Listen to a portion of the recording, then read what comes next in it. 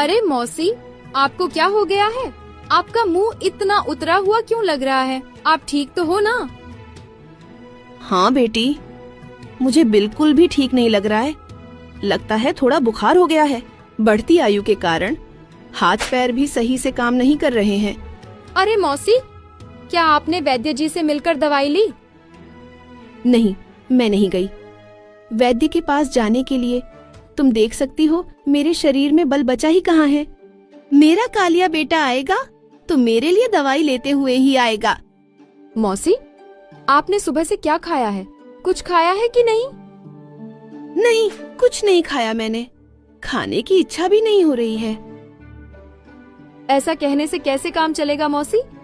नहीं खाने से आप और भी अशक्त हो जाओगी।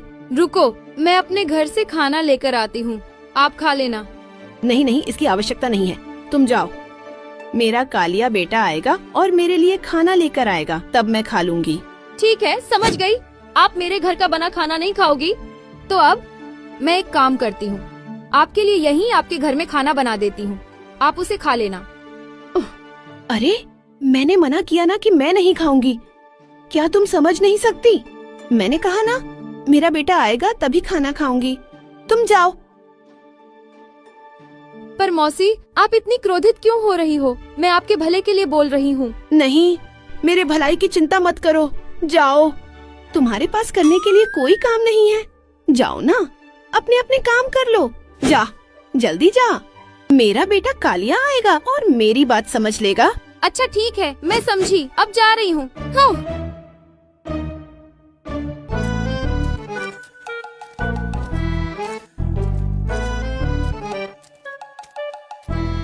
आजकल लोगों की मदद करो तो उन्हें अच्छा नहीं लगता। लगता है बुढ़िया पागल हो गई है। रेवती, क्या हुआ है? कौन पागल हो गया है? किस पर गुस्सा कर रही हो? नहीं सावित्री दीदी, किसी पर भी गुस्सा नहीं कर रही। मैं तो सुलू मौसी की बात कर रही हूँ। क्या हुआ है सुलू मौसी को? उनका स्वास्थ्य ठीक नहीं, बुखार चढ़ा है। अधिक आयु के कारण हाथ पैर सही से काम नहीं कर रहे। हाँ, मेरे भी ध्यान में आया। कई दिन बीत चुके हैं, बूढ़ी घर से बाहर नहीं आई। जानती हो सावित्री दीदी, बूढ़ी ने आज सवेरे से अब तक कुछ नहीं खाया है। उन्हें देखकर दया आती है। खाने के लिए पूछने पर मना कर दिया। कह रही थी मेरा कालिया बेटा आएगा तो खा लूंगी। दवाई के बारे में पूछा तो कहने लगी मेरा बेटा कालिया मेरे लिए लेकर आएगा। न जाने उनका ये कालिया बेटा कौन है। कौन जाने, मेरे जानकारी के अनुसार उनका कोई बेटा नहीं है और उनके पति की मृत्यु को भी कई साल हो गए हैं। बिल्कुल ठीक कहा तुमने। मुझे तो लगता है कि बूढ़ी का मस्तिष्क काम नहीं कर रहा। वह शायद सच में पागल हो गई है। हाँ, हो सकता है, क्योंकि बेचारी बूढ़ी को सहारा देने वाला अब इस दुनिया में कोई है भी नहीं। न जाने अब उनका क्या होगा। प्रभु जगन्नाथ ही सब कुछ जानते हैं। हाँ सही कहा। बूढ़ी का दुख मुझसे अब और देखा नहीं जा रहा। ये बताओ, वे बिना कुछ खाए पिए कैसे बच पाएगी? सुनो रेवती, तुम अब जाओ, अपना सारा काम पूरा कर लो। कुछ समय के पश्चात वहाँ जाकर हम बूढ़ी को समझाकर उन्हें खाना खिला देंगे। हाँ, यही बात सही है। अच्छा सावी दीदी, मैं शीघ्र ही आती हूँ।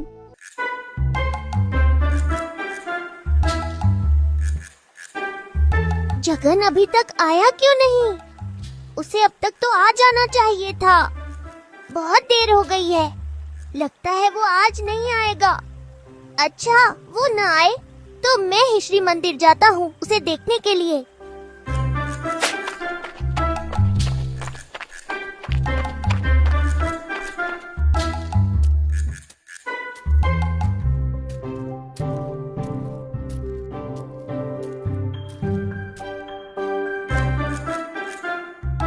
जगन, सखा तुझे क्या हो गया है? नरेंद्र तालाब के पास मैं तुम्हारे लिए रुका था। तू आज मुझसे मिलने के लिए क्यों नहीं आया? ओहो, लगता है तुम किसी और कार्य में व्यस्त हो। हाँ ठीक है, आज नहीं तो कल तू मुझसे नरेंद्र तालाब के पास मिलने आएगा ना। अब बहुत देर हो गई है। माँ मुझे ढूंढ रही होगी। मैं चलता हूँ।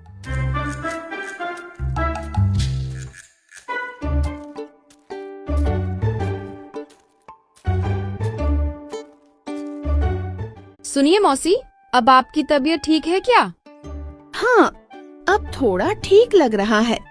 मौसी जी, ये लीजिए, हम आपके लिए भोजन लेकर आए हैं, थोड़ा सा खा लीजिए। नहीं नहीं, मैं अब और नहीं खा सकती, मैंने भोजन कर लिया है।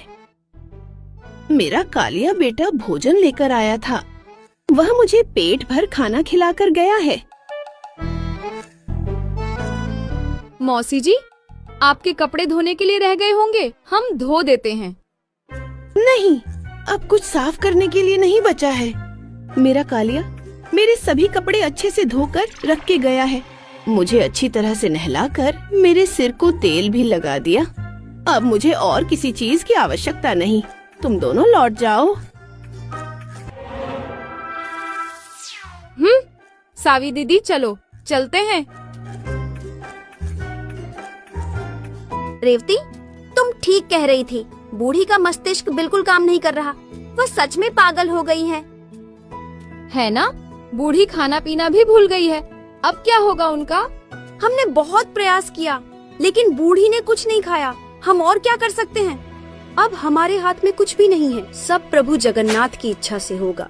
न जाने बूढ़ी के भाग्य में क्या लिखा है। आज भी जगन नहीं आया। आज फिर उसे क्या हो गया है? ठीक है, मैं ही श्री मंदिर जाकर देखता हूँ।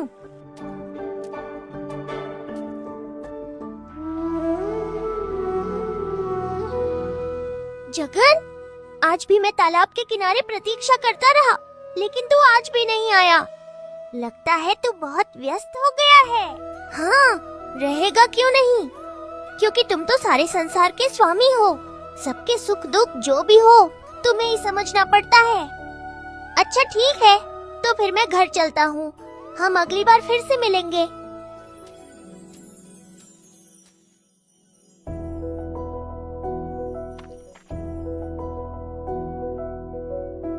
जगन, तू यही रहना।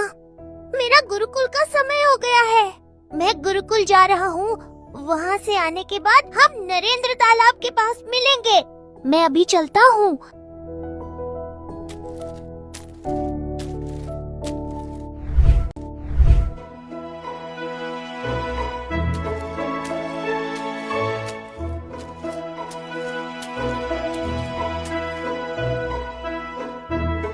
जगन, पिछले 3 दिनों से मुझसे मिलने क्यों नहीं आया?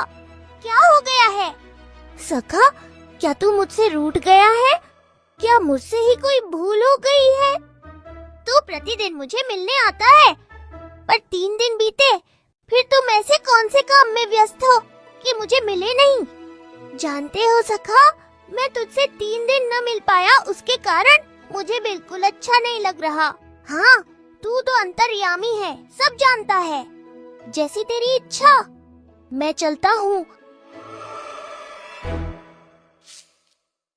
रुक जाओ बलराम। सुभद्रा माँ, आप यहाँ? जगन को क्या हो गया है? वो मुझसे मिलने नहीं आया। मेरा छोटा भाई यहाँ हो तब न दिखेगा, वो यहाँ नहीं है। यहाँ नहीं है तो कहाँ गया है?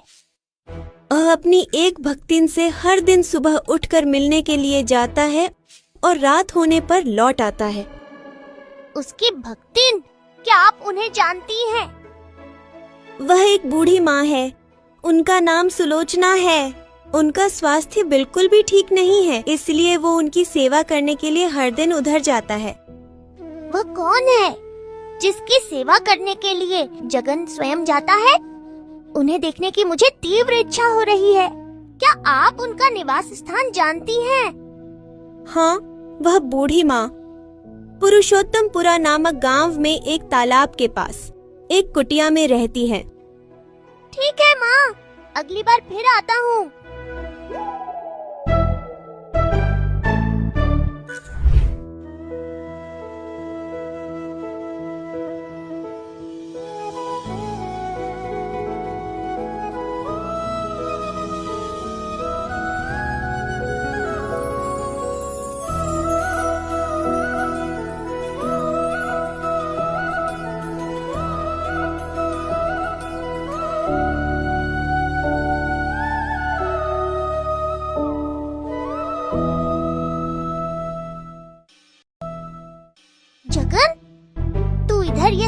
कर रहा है?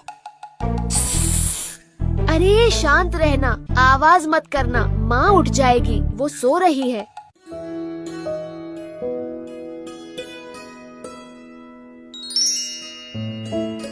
हाँ, अब बता, तू क्या कह रहा था? तू यहाँ ये सब क्या कर रहा है?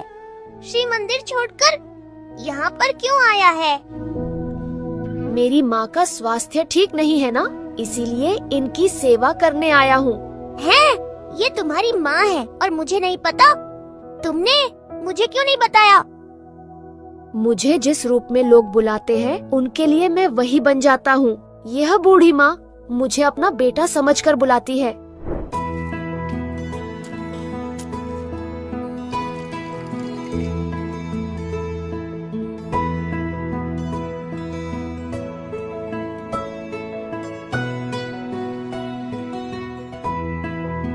लो बेटा, तुम्हारे लिए खीर खिचड़ी बनाया है, खा लो। अब हठ मत करो मेरा प्यारा कालिया बेटा, लो इसे खा लो। तुम नहीं खाओगे तो मैं भी नहीं खाऊंगी। मेरा प्यारा बेटा, खा लो ना।